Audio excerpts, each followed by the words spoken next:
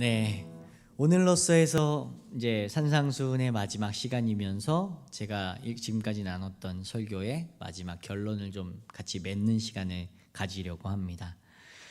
제가 7번의 설교를 했어요. 오늘까지 해서 7번의 설교를 했는데 우리 한번 살짝 짧게 또 정리를 하고 마무리를 했으면 좋겠습니다. 제가 첫 번째 시간에는 복음이란 무엇인가에 대해서 나눴습니다. 복음은 하나님이 그의 아들에 관하여 성경에 미리 약속하셨던 것입니다. 그렇죠? 복음은 하나님이라는 말은 하나님이 주체자가 되셔서 하나님이 그 주인이 되셔서 복음을 계획하시고 또 실행하시고 완성하셨다. 그래서 우리가 이 복음의 역사를 가리켜서 성도의 견인에 대해서 우리가 함께 나눴습니다. 그 복음의 내용은 무엇이었냐면 그리스도에 관한 것이었습니다. 그렇죠? 그래서 그리스도 외엔 우리에게 다른 구원을 얻을 만한 다른 이름을 우리에게 주신 일이 없습니다. 그렇죠? 이 그리스도는 성경에 미리 약속하신 것입니다. 우리가 범죄하던 태초의 인간이 범죄하던 그 현장에서부터 하나님은 이미 구원의 계획들을 세워두셨고 그 일들을 예수 그리스도를 통해 완성하셨습니다. 그래서 복음은 하나님의 능력이셨습니다. 우리에게 베푸신 구원은 하나님의 능력, 그것이 첫 번째 나눴던 말씀이었습니다. 두 번째 시간에는 위의 것을 찾으라. 위의 것을 찾으라. 왜 위의 것을 찾아야 합니까? 거기에 그리스도께서 계시기 때문입니다. 그래서 거룩한 삶은 누구를 드러내는 삶이었습니까? 그리스도를 드러내는 삶.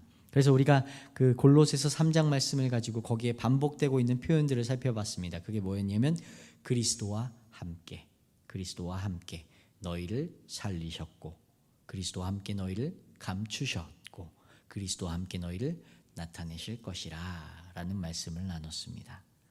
잘 기억이 안 나시겠죠? 오래됐으니까요. 자, 세 번째 시간에는 이 모든 것 위에 사랑을 더하라. 이는 온전하게 매는 띠니라. 이 말씀에 대해서 나눴습니다. 그렇죠? 이 모든 것을 의미하는 네 가지 동사를 우리가 함께 나눴죠. 첫 번째 동사는 죽이라 역시. 네. 그 다음에 벗으라. 그 다음에 입으라. 네. 그 다음에 마지막이 받으라. 네. 이제 조금씩 기억이 나시죠? 죽이라. 뭘 죽이라는 말씀이었죠? 땅의 지체를 죽이고 벗으라. 무엇을 벗습니까? 옛사람의 악한 행위를 벗고 입으라. 거룩하고 사랑받는 자처럼 옷 입고 그리고 마지막에 받으라. 날마다 새롭게 하심을 받으라 라는 말씀이었습니다. 그리고 이 모든 것 위에 무엇을 더하라고요?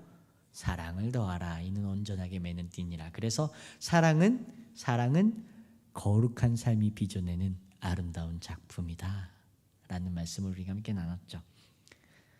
그죠? 네. 그리고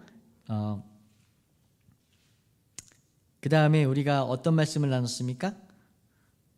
그 다음 주에는 우리 골로새서 말씀을 마무리하면서 거룩한 삶을 마무리하면서 그리스도의 은혜를 입어라 라는 말씀으로 함께 나눴습니다. 그래서 반복되고 있는 표현들이 또 있었죠. 그리스도의 처음에는 뭐였죠? 평강, 그리스도의 말씀, 그리스도의 이름. 그래서 그리스도의 은혜를 입는 세 가지 방편, 평강과 말씀과 이름에 대해서 우리가 함께 나눴습니다. 마지막이란다. 그리고 다섯 번째 시간부터는 우리가 산상수훈에 대해서 5장부터 7장까지 이렇게 쭉 마태복음 5장부터 7장까지 이렇게 쭉 나누고 있습니다. 첫 번째 시간에는 팔복에 대해서 나눴어요. 팔복에서도 그 중에서도 심령이 가난한 자가 누구인가? 그리고 그가 왜 복이 있는가라는 말씀에 대해서 함께 나눴습니다. 원문의 순서를 따르면 복이 있다라는 선포가 가장 먼저 나옵니다. 그렇죠? 복이 있다 너희는, 복이 있다 심령이 가난한 자는. 왜냐하면 천국이 우리 것이기 때문이다. 심령이 가난한 자는 복이 있습니다. 왜냐하면 천국이 우리들의 것이기 때문입니다. 팔복은 심령이 가난해야, 애통해야, 혹은 의에 줄이고 목이 말라야 복이 있다라는 어떤 조건적인 의미가 아니라고 말씀을 드렸어요. 그죠? 팔복은 복의 선포입니다. 그리스도의 주권적인 선포, 하나님의 백성들을 향한 복의 선포. 그렇죠? 그래서 우리가 심령이 가난할 때, 우리가 애통하고 우리가 의에 줄이고 목이 마를 때 우리에게 복이 있습니다. 왜요? 천국으로 우리에게 채워주시니까요. 하나님의 나라로 우리를 채워주시니까요. 그래서 천국은 두 가지 의미에서 우리에게 복이 있다고 말씀을 하십니다. 첫 번째는 소유의 의미에서. 가난은 무엇의 결핍이었죠? 소유의 결핍이었어요. 가지지 못한 것이 가난이었어요. 그래서 하나님께서 우리가 비워질 때까지 기다리신다고 말씀을 나눴습니다. 우리가 비워져서 심령이 가난해졌을 때 우리를 무엇으로 채워주십니까? 하나님의 나라로 채워주세요. 채워주세요. 그래서 하나님의 나라는 먹고 마시는 것이 아니라 오직 성령 안에 있는 의와 평강과 희락이라. 의와 평강과 희락이라. 기억나세요? 의와 평강과 희락이라. 할렐루야. 아멘. 네. 두 번째, 천국이 우리에게 복된 이유는 주권적인 의미에서 하나님의 나라는 어떤 나라였습니까? 하나님이 다스리시는 나라, 하나님이 통치하시는 나라, 하나님이 영광 받으시는 나라. 그렇죠? 네. 그것에 대해서 우리 팔복에 대해서 나눴고, 지난주에는 어떤 말씀에 대해서 나눴죠? 산상수훈 중에서도 주기도문에 대해서 나눴습니다. 그래서 짧게 9절 10절, 하늘에 계신 우리 아버지요. 그래서 우리가 그 예수님의 기도 속에서 하나님이 우리의 누구이심을 발견했습니까? 아버지. 멀리 계시고 흐릿하고 불분명한, 바알과 아세라 선지자들이 막 몸을 찢으면서까지 기도했던 그런 흐릿하고 죽어있는 신이 아니라 누구요? 아버지. 살아계셔서 우리에게 응답하시는 유일하신 아버지. 그 아버지가 어디 계세요? 하늘에. 하늘은 무엇의 상징이었습니까? 하나님의 보좌. 그 보좌로부터 무엇이 흘러나왔죠? 심판과 다스리심과 영광과 통치와 권세가 흘러나왔어요. 그래서 만물을 다스리시는 그 하나님이 우리의 아버지시다. 그리고 두 번째 10절에서는 어떤 말씀을 나눴죠? 뜻이 하늘에서 이룬 것 같이 땅에서도 이루어지이다. 누구를 통해서? 예수 그리스도와 우리를 통해서, 그리스도의 제자인 우리들을 통해서. 그래서 기도는 나의 뜻이 이 땅 가운데 이루어지게 하기 위해서 하는 것이 아니라 무엇이? 하늘의 뜻이, 아버지이신 하나님의 뜻이 나를 통하여 이 땅 가운데 이루어지도록. 그래서 기도할 때 우리의 주권이, 우리의 뜻이, 우리의 심령이, 우리의 중심이 변화되어서 하나님의 뜻이 나를 통해 이 땅 가운데 이루어지도록 하는 것이 기도라고 함께 나눴습니다. 여기까지가 지난주에 나눈 말씀이에요. 자, 오늘은 마지막 7번째 시간입니다. 오늘은 산상수훈의 마지막이면서 동시에 이 7번의 설교를 마무리하는 마무리 및 결론을 함께 나누도록 하겠습니다. 오늘은 설교라기보다는요, 좀 질문 형식으로, 예수님께서 이 마지막 산상수훈의 7장의 마지막을 보면 이 마지막이 산상수훈의 전체적인 큰 주제는 하나님의 나라입니다. 이 하나님의 나라는 5장에서부터 7장까지 이루어져 있는데요, 이 7장 12절까지는 하나님의 나라라는 큰 주제에 대해서 말씀을 하세요. 근데 우리가 읽었던 13절부터 마지막 절은요, 하나님의 나라에 대한 가르침이라기보다는 마지막 예수님께서 산상수훈을 닫으시면서 제자들에게 주셨던 결론적인 훈계의 내용이에요. 세 가지 대조가 나오죠. 첫 번째는 좁은 문과 넓은 문, 그리고 두 번째는 좋은 열매와 나쁜 열매, 그리고 마지막 세 번째는 지혜로운 사람과 어리석은 사람에 대한 대조들이 나와요. 그래서 오늘은 제가 이제 설교를 마무리하면서 이 세 가지 대조를 예수님께서 우리에게 던지시는 질문으로 서로 스스로에게 던져보면서 한번 생각해 보면서 나는 과연 어디에 있는가를 질문해 보면서 말씀을 좀 마무리하려고 합니다. 첫 번째로 우리가 스스로 던져봐야 할, 예수님께서 우리에게 던지시는 질문은 무엇이냐면, 나는 지금 어느 길에 서 있는가 하는 질문이에요. 자, 13절 14절을 같이 읽겠습니다. 좁은 문으로 들어가라. 멸망으로 인도하는 문은 크고 그 길이 넓어 그리로 들어가는 자가 많고 생명으로 인도하는 문은 좁고 길이 협착하여 찾는 자가 적음이라. 보니까 두 종류의 문이 등장을 하네요. 그죠? 하나는 좁은 문, 그리고 하나는 넓은 문. 그 문으로 향하는 좁은 길과 넓은 길이 등장을 합니다. 여러분 혹시 가수들 중에, 한국 가수들 중에 G.O.D라는 가수 아세요? G.O.D? 모르시죠? 아시는 분들도 계시고, 저도 참 좋아하는 가수인데요, 그들이 부른 노래 중에 길이라는 노래가 있습니다. 길. 제가 한번 읽어드릴게요. 그 가사를. 내가 가는 이 길이 어디로 가는지, 어디로 날 데려가는지, 그곳은 어딘지 알 수 없지만, 알 수 없지만, 알 수 없지만 오늘도 난 걸어가고 있네. 사람들이 길이 다 정해져 있는지 아니면 자기가 자신의 길을 만들어 가는지 알 수 없지만, 알 수 없지만, 알 수 없지만 이렇게 또 걸어가고 있네. 나는 왜 이 길에 서 있나? 이게 정말 나의 길인가? 이 길의 끝에서 내 꿈은 이루어질까? 라는 가사입니다. 제가 참 좋아하는 노래예요. 많은 사람들이요, 우리의 인생을 길 위에 서 있는 모습으로 표현을 하죠. 그죠? 그리고 그렇게 이해를 합니다. 길 위를 걸어가는 것이 인생이라고 이해하는 사람들, 세상 그 일반 사람들의 목적지는 어디입니까? 아까 노래 가사처럼 알 수 없지만, 알 수 없지만, 알 수 없지만. 이것이 제가 이 노래를 폄하하는 게 아니라요. 이것이 일반 사람들이 가지고 있는 길 위에 서 있는 자기의 목적지예요. 그런데 디모데후서 4장 7절 8절을 보니까요. 바울 역시 자신의 인생을 길 위에 있다고 표현을 하네요. 그래서 인생의 마지막에 이르러 바울이 이렇게 고백을 합니다. 잘 들어보세요. 나는 선한 싸움을 싸우고 나의 달려갈 길을 마치고 믿음을 지켰으니 이제 후로는 나를 위하여 의의 면류관이 예비되었으므로 주 곧 의로우신 재판장이 그날에 내게 주실 것이며 내게만 아니라 주의 나타나심을 사모하는 모든 자에게도니라. 아멘. 방금 제가 읽어드린 이 말씀은요, 이 고백은 바울이 그의 인생의 막바지에 이르렀을 때에 그의 영적인 아들이었던 디모데에게 편지하면서 썼던 그의 고백입니다. 그의 고백 속에서 우리는 세 가지 사실을 알 수 있습니다. 첫 번째로 인생은 싸움이다. 싸움이다.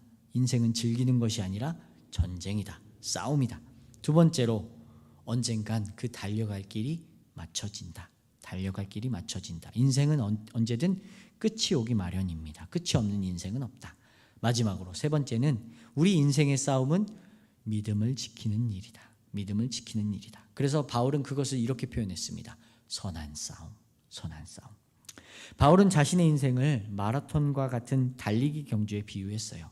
우리의 인생이 길 위에 있고 그 길은 언젠가 끝을 만나게 됩니다. 그리고 그 길은 믿음을 지키는 경주입니다.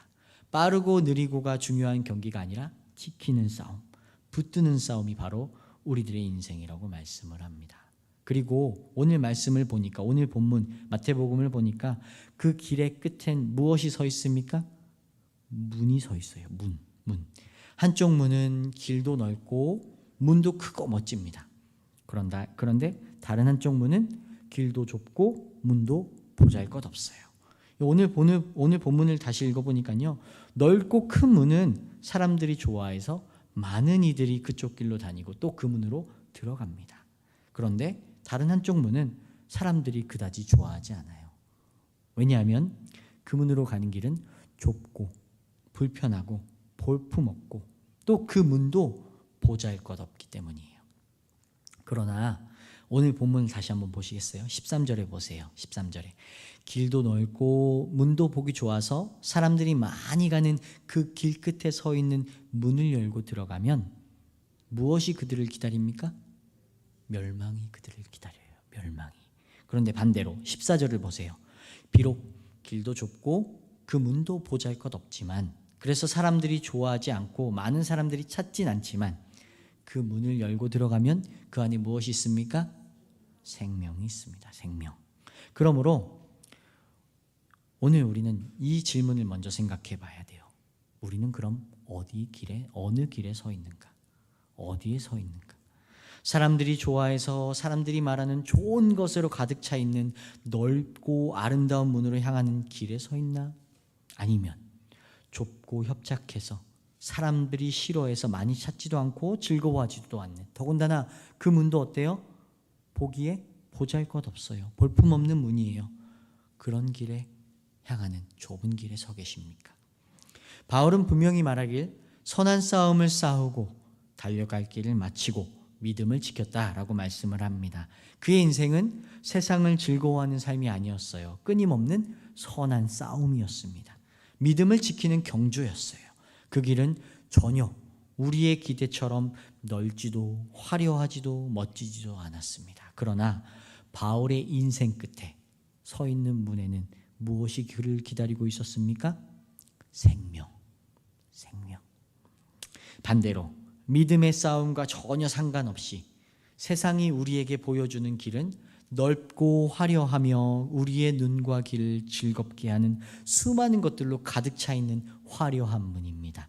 그러나 그 문을 열면 거기엔 멸망이 있습니다. 그러므로 우리는 스스로 질문해 봐야 됩니다. 나는 지금 어느 길에 서 있나? 사람들이 좋아하는, 사람들이 즐거워하는 넓은 길에 서 있는가? 아니면 믿음의 선한 싸움을 싸우는 좁은 길에 서 있는가? 스스로 질문해 봐야 합니다. 이것이 첫 번째 질문이에요. 자, 두 번째 질문은 어떤 열매를 맺고 있는가 하는 질문입니다. 자, 16절부터 19절까지 같이 읽도록 하겠습니다. 그들의 열매로 그들을 알지니 가시나무에서 포도를 또는 엉겅퀴에서 무화과를 따겠느냐? 이와 같이 좋은 나무마다 아름다운 열매를 맺고 못된 나무가 나쁜 열매를 맺나니 못된 나무가 아름다운 열매를 맺을 수 없느니라. 아름다운 열매를 맺지 아니하는 나무마다 찍혀 불에 던져지느니라. 아멘. 저희 집이 과수원을 합니다. 제가 태어나기 전부터 저희 부모님께서 과수원, 사과 농장을 하세요. 40년이 넘는 긴 시간을 지금까지 사과 농사를 하고 계세요. 그 오랜 시간 동안 제가 사과나무에서 배가 나오는 것을 한 번이라도 봤을까요? 못 봤을까요? 우리 농학 박사님 계시니까 제가 사과나무에서 배가 열리는 것을 봤을까요? 못 봤을까요? 봤어요. 한 번도 못 봤습니다. 안타깝게도 한 번도 그런 일은 없었습니다. 만약에 사과나무가 이제 열매를 맺어야 되잖아요. 달콤하고 맛있는 사과를 열매를 맺어야 되는데 거기서 매년마다 썩은 열매만 맺히면 어떻게 할까요? 제가 저뿐만 아니라 저희 아버지께서 당연히 찍어버려야죠. 불태워버려야죠. 1년 동안 그 사과나무 열매를 맺기 위해서 들어가는 정성과 노력과 그 돈이 얼만데요. 찍어버려야죠. 그렇죠? 그렇죠? 갈라디아서 6장 7절 8절에도 이와 비슷한 말씀이 있어요. 스스로 속이지 말라. 하나님은 업신여김을 받지 아니하시다니 사람이 무엇으로 심든지 그대로 거두리라. 자기 육체를 위하여 심는 자는 육체로부터 썩어질 것을 거두고 성령을 위하여 심는 자는 성령으로부터 영생을 거두리라. 아멘. 오늘 우리가 읽었던 마태복음 말씀도 비슷한 말씀을 합니다. 다시 한번 보실까요? 16절부터 20절입니다. 이번에는 16절부터 20절 한 목소리로 크게 읽도록 하겠습니다. 시작. 그들의 열매로 그들을 알지니 가시나무에서 포도를 또는 엉겅퀴에서 무화과를 따겠느냐? 이와 같이 좋은 나무마다 아름다운 열매를 맺고 못된 나무가 나쁜 열매를 맺나니 좋은 나무가 나쁜 열매를 맺을 수 없고 못된 나무가 아름다운 열매를 맺을 수 없느니라. 아름다운 열매를 맺지 아니하는 나무마다 찍혀 불에 던져지느니라. 이러므로 그들의 열매로 그들을 알리라. 아멘. 무엇을 안다고요? 열매로 그들을 안다고요. 우리가 아무리 신앙이 있다 한들 그렇게 있어 보이는 척을 한다 한들 성경은 분명하게 말씀합니다. 열매로 그들을 알리라. 열매로 너희를 알리라. 그러므로 우리는 스스로에게 질문해 봐야 합니다. 나는 지금 삶에서 무슨 열매를 맺고 있는가? 육체를 위하여 심고 있는가? 아니면 성령을 위하여 심고 있는가? 육체를 위하여 심는 자는 육체로부터 무엇을 얻습니까? 썩어질 것을 거두고 성령을 위하여 심는 자는 성령으로부터 영생을 거둔다고 했는데 그럼 나는 지금 삶에서 어떤 열매를 맺고 있는가? 우리가 잊지 말아야 할 것은요, 내가 삶에서 맺고 있는 열매들이 나를 증거한다는 사실이에요. 아무리 직분으로 나를 포장해도 그럴듯한 행위로 나를 숨겨봐도 하나님 앞에서 우리 삶의 열매는 분명히 드러날 테고 그런 열매를 통해 우리의 신앙은 진짜와 가짜가 분명하게 드러납니다. 그리고 예수님께서 뭐라고 말씀하시냐면 21절부터 23절을 보세요. 21절부터 23절. 나더러 주여 주여 하는 자마다 다 천국에 들어갈 것이 아니요 다만 하늘에 계신 내 아버지의 뜻대로 행하는 자라야 들어가리라. 그날에 많은 사람이 나더러 이르되 주여 주여 우리가 주의 이름으로 선지자 노릇하며 주의 이름으로 귀신을 쫓아내며 주의 이름으로 많은 권능을 행하지 아니하였나이까 하리니 그때 내가 그들에게 밝히 말하되 내가 도무지 너희를 알지 못하니 불법을 행하는 자들아 내게서 떠나가라 하니라. 그 어떤 거짓도 그 어떤 행위도 우리 하나님 앞에서 숨길 수 없어요. 우리 영혼을 꿰뚫어 보시고 우리의 모든 행실을 불꽃 같은 눈동자로 지켜보시며 감찰하시는 하나님 앞에 숨길 수 있는 것은 아무것도 없습니다. 거짓되고 부패한 행위는 반드시 드러날 것이고 목회자라 할지라도 집사라 할지라도 장로라 할지라도 그 직분이 우리의 신앙을 대변해 주지 않습니다. 그런 주님께서 그런 이들을 향해 뭐라고 말씀하십니까? 만약에 우리들의 인생에 썩은 열매들이 맺혀지고 있다면 그런 우리들을 향해 주님 뭐라고 말씀하세요? 나더러 주여 주여 하지만 내가 너희를 도무지 알지 못하니 불법을 행하는 자들아 내게서 떠나가라. 떠나가라. 평생을 교회를 다니며 평생을 예배에 참석했는데 주께서 도무지 내가 너희를 알지 못하니 불법을 행하는 자들아 내게서 떠나라 라고 말씀하신다면 스스로 우리에게 질문 던져봐야 합니다. 나는 지금 내 삶에서 어떤 열매를 맺고 있는가? 썩은 열매를 맺고 있는가? 목회자라 할지라도 내 주변에 사람들이 나로 인해 상처받고 나로 인해 아파하고 나로 인해 거짓과 부패가 열매 맺혀지고 있다면 심각하게 내 자신을 돌아봐야 합니다. 집사라 할지라도 장로라 할지라도 그 직분이 우리를 대신해 주지 않습니다. 열매로 그들을 알 것이기 때문입니다. 마지막으로 예수님께서 우리에게 던지는 마지막 질문은 과연 우리는 지혜로운 사람인가 어리석은 사람인가 하는 것입니다. 자, 24절부터 27절을 보시면요. 두 사람이 등장을 해요. 한 사람은 지혜로운 사람이고 다른 한 사람은 어리석은 사람입니다. 지혜로운 사람은 어떤 사람입니까? 24절을 보니까 그 집을 반석 위에 지은 사람이 지혜로운 사람 같으리니. 자, 반대로 어리석은 사람은 어떤 사람이에요? 26절을 보면 그 집을 어디 위에? 모래 위에 지은 사람. 모래 위에 지은 자는 어리석은 사람 같으리니. 지혜로운 사람이 반석 위에 집을 지은 사람이라면 어리석은 사람은 어디 위에 집을 짓습니까? 모래 위에 집을 짓습니다. 여러분, 일반 상식적으로 모래 위에 집을 짓는 사람들이 있습니까? 있을까요? 없겠죠. 그렇죠? 없겠죠. 상식적으로 생각했을 때 모래 위에 집을 짓는 사람은 없습니다. 모래 위에 집을 지으면 집이 무너질 거라는 건 다 알고 있는 상식이에요. 그럼 왜 예수님께서 이렇게 말씀을 하시는 겁니까? 예수님이 너무 하나님이시라 인간적인 기본 상식이 부족해서 그러셨나요? 그렇지 않죠. 그죠? 24절을 다시 한번 보시겠어요? 24절. 그러므로 나의 이 말을 듣고 26절도 보시겠습니까? 나의 이 말을 듣고. 듣는 것은 어때요? 똑같습니다. 듣는 것은 똑같아요. 지혜로운 자나 어리석은 자나 모두 예수님의 말씀을 듣는 것은 똑같습니다. 그런데 어디에서 그 지혜로움과 어리석음이 차이가 납니까? 나의 이 말을 듣고 행하는 자는, 나의 이 말을 듣고 행하지 아니하는 자는. 듣는 것은 똑같아요. 오늘같이 말씀이 넘쳐나고 쉽게 설교를 들을 수 있고 성경도 볼 수 있고 찬양도 할 수 있고 기도도 할 수 있는 이런 세상에서 듣는 것은 넘쳐납니다. 그러나 문제는 그 다음이에요. 이 말을 듣고 행하는 자와 행하지 않는 자. 우리가 지금까지 7번의 말씀을 나눴습니다. 오늘까지 포함해서요. 그때마다 성도님들께서 함께 하나님 말씀에 감사함으로 반응해 주시고 은혜를 나눠주셔서 참 감사합니다. 말씀이 좋고 은혜가 되는 거 다 좋아요. 그럼 이제 된 겁니까? 아니요. 말씀을 듣고 행하지 않는 자는 어떻습니까? 어리석은 사람입니다. 모래 위에 집을 지으면 안 된다는 것을 알아요. 그런데 그렇게 합니다. 왜요? 어리석거든요. 말씀을 듣고 은혜가 돼요. 깨달음이 있어요. 그런데 그렇게 살질 않아요. 왜요? 어리석어서요. 내 심령이 어리석고 내 영혼이 무지해서 그렇게 살지 못해요. 그런데 지혜로운 사람은 어떻습니까? 그 말씀대로 사는 것이 어려운 줄 알아요. 그 길이 좁고 협착하여서 그 길로 걸어가는 것이 쉽지 않다는 것을 알아요. 그래도 그렇게 해요. 왜요? 지혜로우니까요.